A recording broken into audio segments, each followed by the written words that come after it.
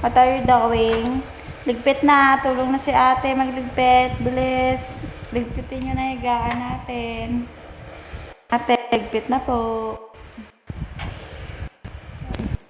Ate, ayusin mo po higaan natin. Lagay ko natin sa gilid. No, sa malaro na. Hindi na. Tapos yan. Okay.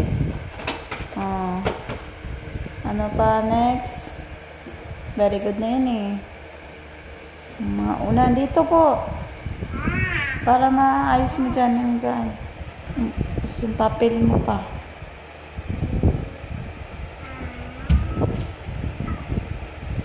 Oh, Inday, what are you doing? Make-up pa niya yung sarili. Mahalikabok yan eh.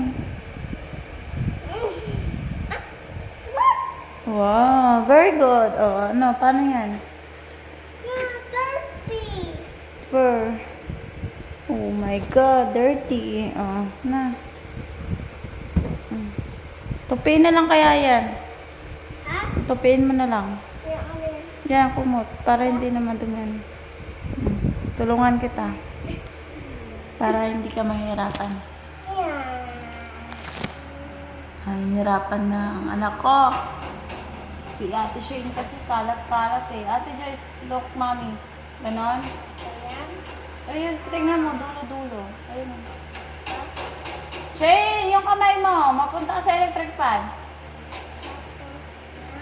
Ayan. Oh. Tapos ganyan. Opo.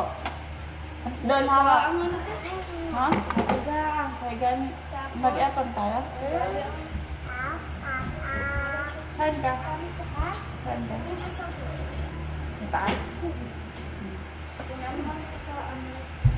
Mabahala ko din sa tubig. Na-order na tayo ni ate. Saan yung isang ano natin? Make up, make up, make up! Ito ba ka? Saan yung isang water bed natin? Pagtapos na na doon si water jet, ando naman na ate. Hindi ko lang alam kung bayad na yan. Pero magdala ka na ng mga pera. Hindi ko sure kung napera na ng bayad. Tapos, pagtapos na si Angel mo po, hindi ba may vacuum tayo? Vacuum tayo. Pero pagtapos ako, Ano pa ata yung dyan sa kuya eh? oo, magpukuskus pa. Mamakuskus. Uy, Shane, ano yung ginagawa mo? Pinsel yan eh, pinsel. Uy! Okay na, okay na. Ka! Ikaw talaga bata ko, Sinisip na. niyo pa po sira!